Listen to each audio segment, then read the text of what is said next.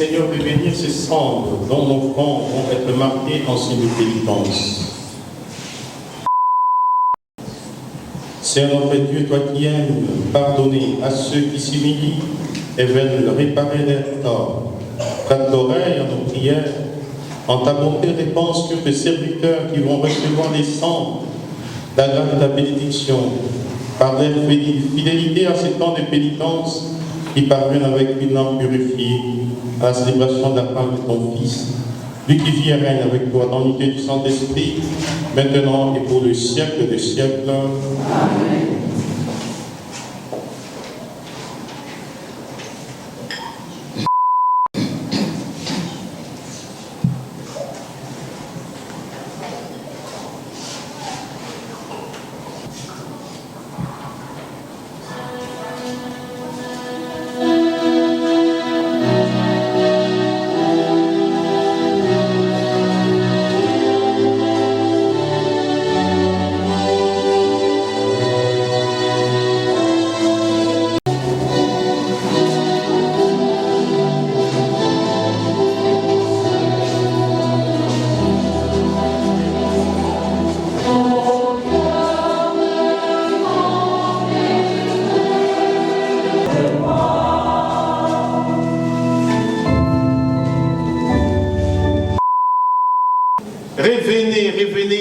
Revenez de tout votre cœur vers votre Dieu.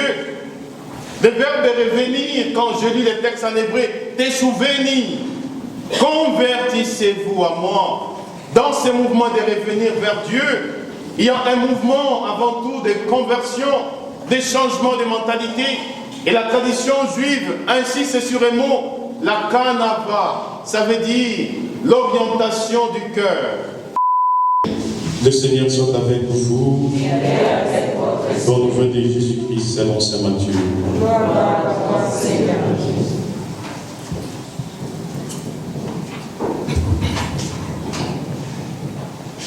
Comme les disciples s'étaient rassemblés autour de Jésus sur la montagne, il leur disait: si vous voulez vivre comme des justes, évitez d'agir devant les hommes pour vous faire remarquer.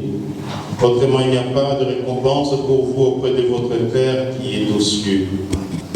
Ainsi, quand tu fais le monde, ne fais pas sonner la trompette devant toi, comme ceux qui se donnent en spectacle dans les synagogues et dans les rues, pour obtenir la gloire qui vient des hommes. Amen, je vous le déclare, ceux-là ont touché leur récompense.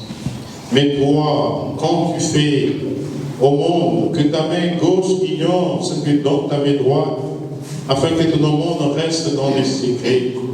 Ton Père voit ce que tu fais en secret et te le révélera. Et quand vous priez, ne soyez pas comme ceux qui se donnent en spectacle. Quand ils font leur prière, ils aiment à se tenir debout dans les synagogues et les carrefours pour bien se montrer aux hommes. Amen, je vous le déclare, cela ont touché leur récompense. Mais toi, quand tu pries, retire-toi au fond de la maison, ferme la porte et prie. Ton Père qui est présent dans le secret, ton Père voit ce que tu fais en secret et te le révélera. Et quand vous jeûnez, ne prenez pas un air abattu comme ceux qui se donnent un spectacle. Ils se composent une mine de fête pour bien montrer aux hommes qui jeûnent. Amen, je vous le déclare, ils ont touché leur récompense. Mais toi, quand tu jeûnes, parfume-toi la tête et lave-toi les visages. Ainsi ton jeûne ne sera pas connu des hommes, mais seulement de ton Père qui est présent dans le secret. Ton Père voit ce que tu fais en secret et te le révélera.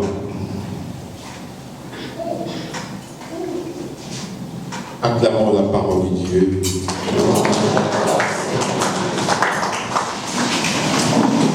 Réjouis-toi, Marie, pleine de grâce, le Seigneur est avec nous. Tu es bénie entre toutes les femmes, et Jésus, le fruit de ton sein, est béni. Sainte Marie, Mère de Dieu, priez pour nous pauvres pécheurs, maintenant et à l'heure de notre mort. Amen. Les deux premières lectures que nous venons d'entendre,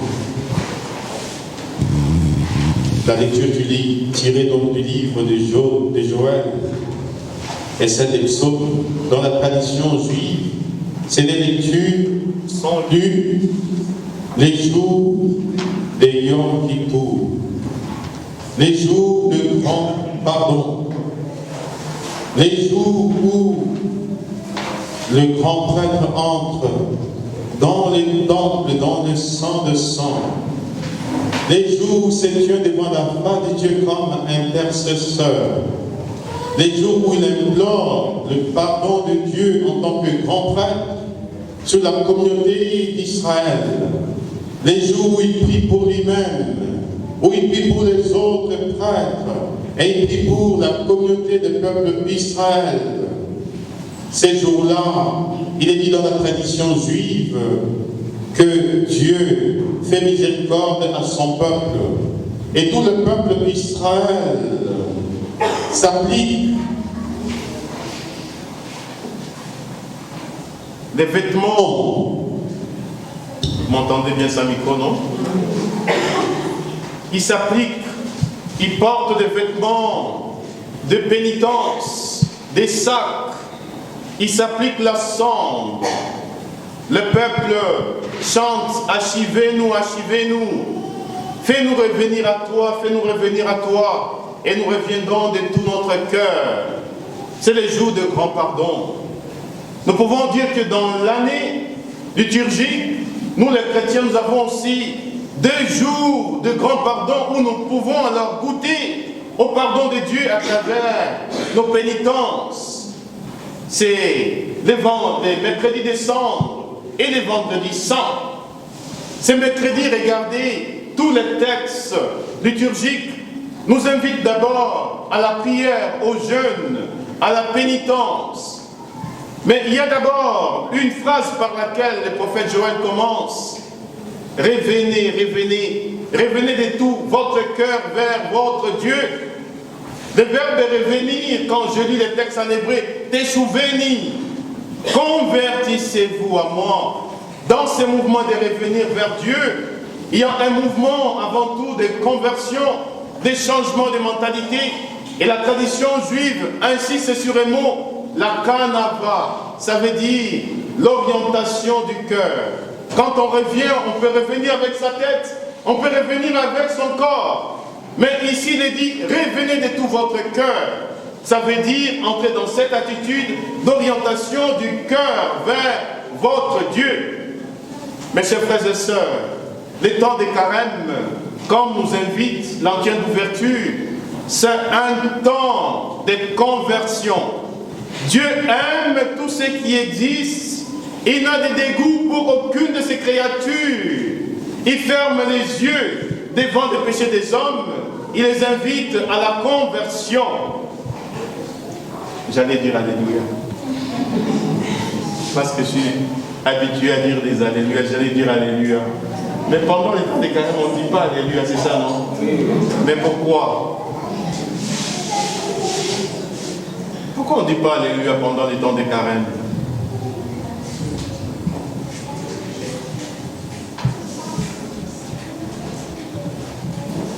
Pourquoi?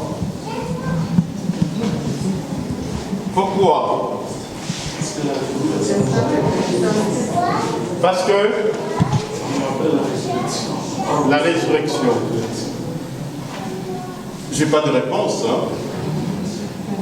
Pourquoi on ne dit pas Alléluia?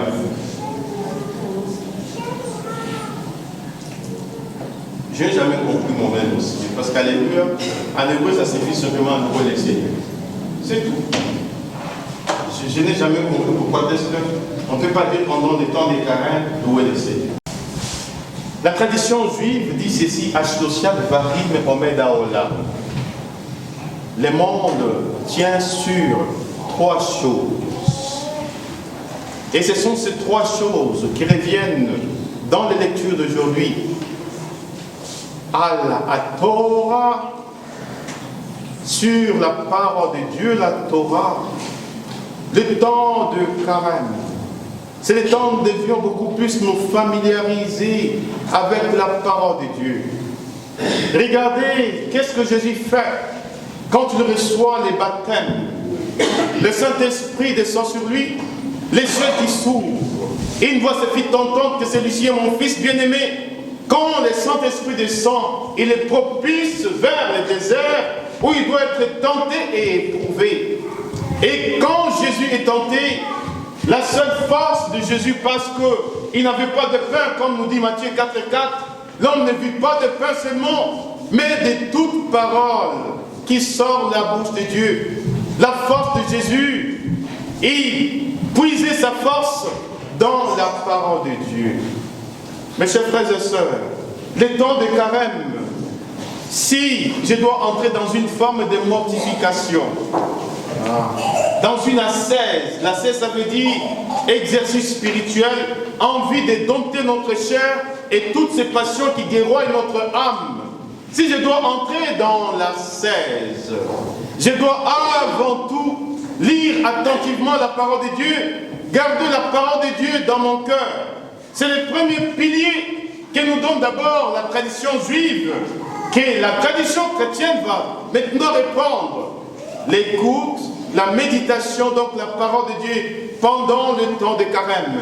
Être avec le Christ au temps de désert, Midbar, les lieux de la provenance de la parole de Dieu, le lieu aussi de la manifestation de puissance du mal, parce que le temps de carême est un temps de combat spirituel. Al-Torah, Al-Avodah. L'Avodah, c'est le travail, mais le travail au sens du culte, la liturgie, pendant le temps de carême. Comment est-ce que je vis ma liturgie? Mes chers frères et sœurs, comme le pape nous a invités aujourd'hui, nous devions intensifier notre prière. Ne faisons pas semblant de prier. Consacrons le temps. Si nous avions l'habitude de prier 1 heure d'adoration, le temps de carême, je vais multiplier un peu le temps. 2 heures, 3 heures de méditation. Tout ce que je suis en train de faire, mes bien-aimés, ce sont des exercices pour pouvoir dompter la chair, pour pouvoir ensevelir les vieils hommes, afin que les jours où nous allons chanter Alléluia, l'homme nouveau, l'homme de la grâce, soit régénéré et que la résurrection soit effectivement le temps de passage de la mort à la vie. Amen, amen, amen. Amen, amen, amen. Troisième pilier, Al-Advarim, Ashalaïm. Ça veut dire les œuvres de miséricorde. Et ces œuvres de miséricorde sont en nombre de 3. Nous avons d'abord l'aumône.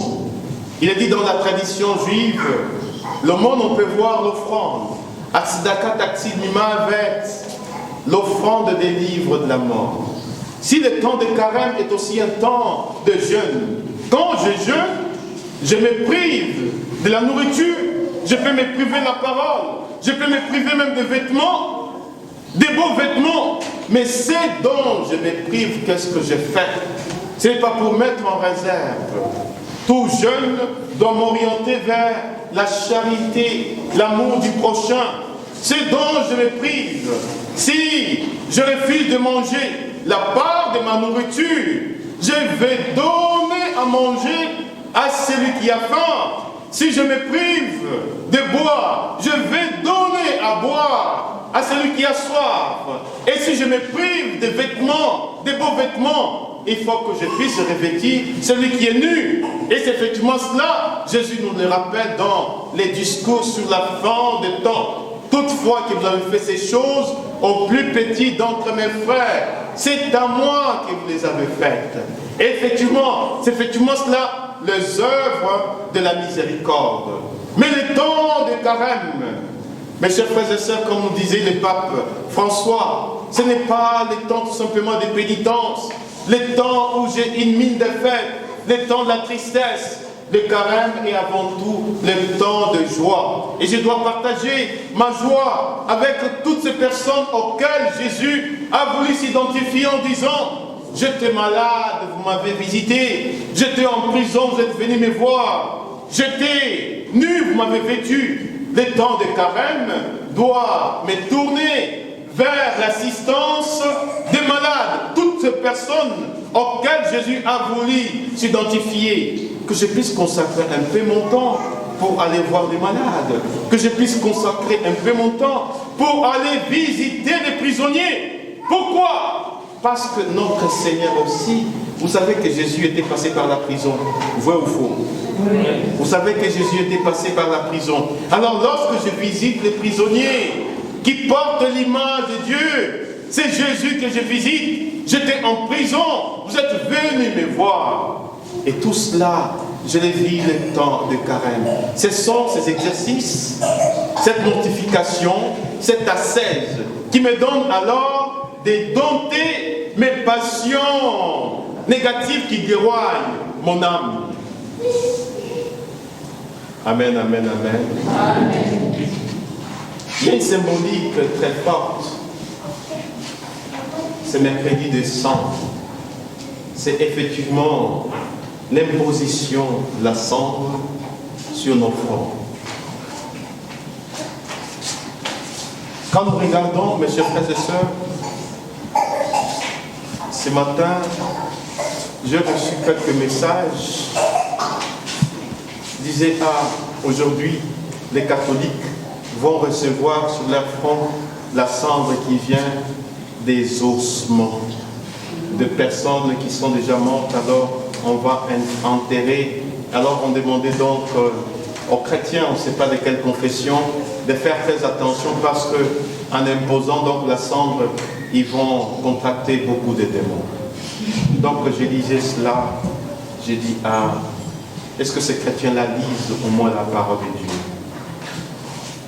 Mes chers frères et sœurs, quelle est l'origine avant tout de la cendre? Quand nous regardons d'abord l'histoire de l'Église, 3e siècle jusqu'au 7e siècle, il y a eu d'abord l'imposition de la cendre. La cendre, on imposait la cendre à tous ceux qui étaient coupables de graves péchés.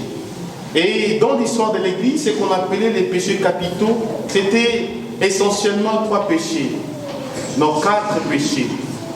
C'était d'abord l'apostasie, ça veut dire quelqu'un qui va nier complètement sa foi et par conséquent il quitte l'Église. C'était un péché capital. Le meurtre, mettre fin à la vie de quelqu'un. L'idolâtrie, adorer un autre Dieu que le Dieu créateur. L'adultère, prendre la femme d'autrui. Tout ce qui était dans ce péché, alors l'Église devrait les exclure de l'Église. Mais avant de les mettre, de les excommunier de l'Église, l'Église leur imposait une pénitence. D'abord, on devrait discerner si parmi eux, il y en a qui avaient un cœur pénitent, c'est-à-dire qui devraient se réconcilier avec l'Église. Ceux-là devraient faire une confession publique. Et lorsqu'ils faisaient une confession publique, l'Église leur donnait des vêtements de pénitence.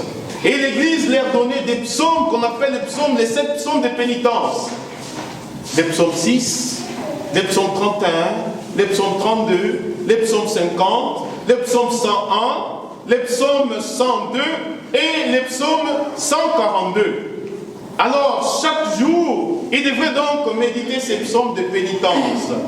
Alors, on les mettait en dehors de l'église et on appliquait maintenant la cendre sur leur front en disant, vous êtes poussière et vous retournerez donc à la poussière. Et ils étaient donc en dehors de l'église.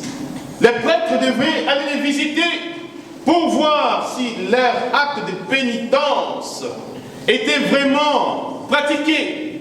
Et une fois que les prêtres vérifiaient cela, les jeudis saints, ils devraient être maintenant réintégrés dans l'église.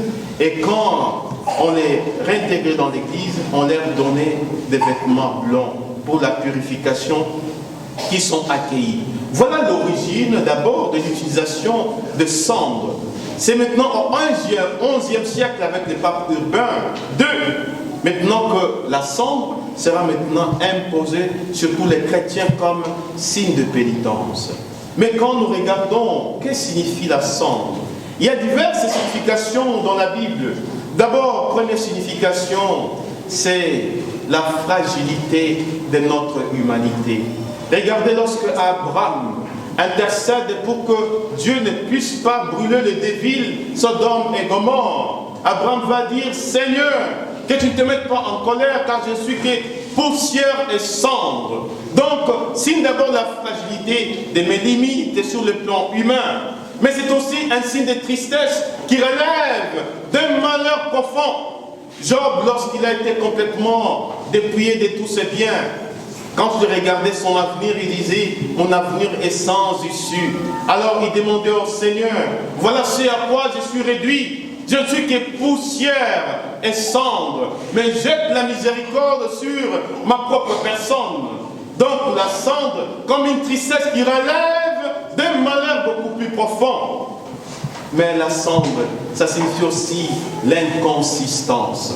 Quand nous regardons de quoi vient cette cendre dont nous allons donc nous appliquer, nous utilisons donc, ce sont des rameaux qui sont brûlés. Les jours de rameaux, alors, lorsque les prêtres bénissent ces rameaux-là, nous regardons dans notre maison. L'Église reprend ces rameaux, les brûle.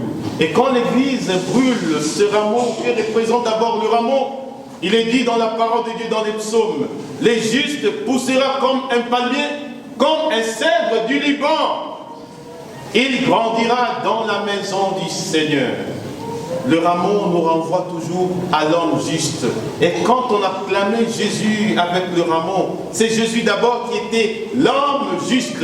Et lorsque nous brûlons le rameau, quand on brûle quelque chose, la cendre, c'est ce qui est recueilli après que tout ait été brûlé. C'est l'inconsistance. Quand tu as les vents, il ne reste plus rien. C'est notre finitude, notre pauvreté, non limite sur le plan humain et sur le plan spirituel. La cendre, comme dit Saint Augustin, nous renvoie à la dépendance totale. Et nous devions dépendre des dieux et des dieux seuls.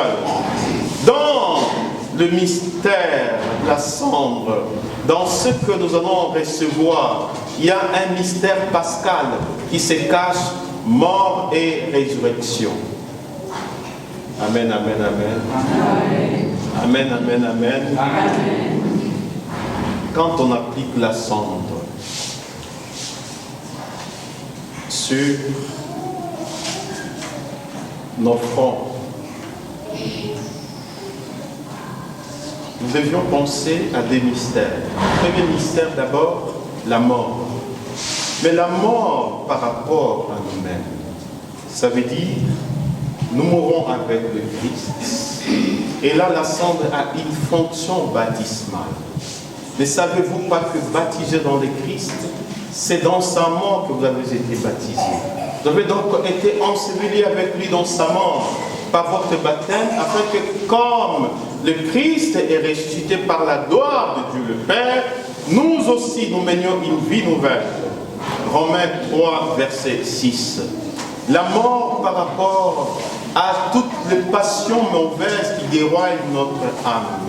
La mort par rapport à nos ambitions. La mort par rapport à tout ce qui ne concorde pas à la volonté de Dieu. Effectivement, nous devons donc ensevelir, mes chers frères et sœurs, les mauvaises tendances au-dedans de nous. Et c'est ce qui nous rappelle avant tout donc la cendre. Rappelons-nous aussi que cette cendre est aussi principe de restauration. La cendre, souvent, est utilisée pour fertiliser la terre. On met la cendre sur la terre afin que la sémence qui est tombée dans la terre porte du fruit. Donc la cendre est aussi symbole de la renaissance, symbole de la régénération, la restauration, de la résurrection. Alors lorsqu'on nous impose la cendre, nous sommes morts avec le Christ en vue de ressusciter avec le Christ. Le dernier aspect, la cendre nous renvoie à l'inconsistance. Ça veut dire pendant tous ces temps de carême, je vais m'entraîner à un combat spirituel. Quand tu combats, il y a deux choses. Soit tu perds le combat ou bien tu gagnes. Alors lorsque je m'exerce spirituellement dans ce combat, le Seigneur me donne la victoire. Et quand le Seigneur me donne la victoire, toutes les tentations, les faits enflammés de l'ennemi dirigés contre ma personne, les filets des oiseleurs, les armes sataniques dirigées contre ma personne. Parce que je remporte la victoire, grâce à la victoire de Jésus, tout est rendu en cendres. Et ça, c'est la victoire. Alors, ce temps de carême, demandons à ce que nos adversaires soient rendus en poudre et en cendres, soient rendus en poussière et en cendres, et que les jours où nous allons chanter Christ ressuscité, que ce soit vraiment la véritable victoire. Amen, amen, amen. Amen. Est-ce que vous êtes prêts à vous engager à ce combat spirituel? Oui. Alors que toutes les tentations que nous allons pouvoir vivre, comme le Christ est au désert, que tout soit rendu en cendres. Amen. Amen.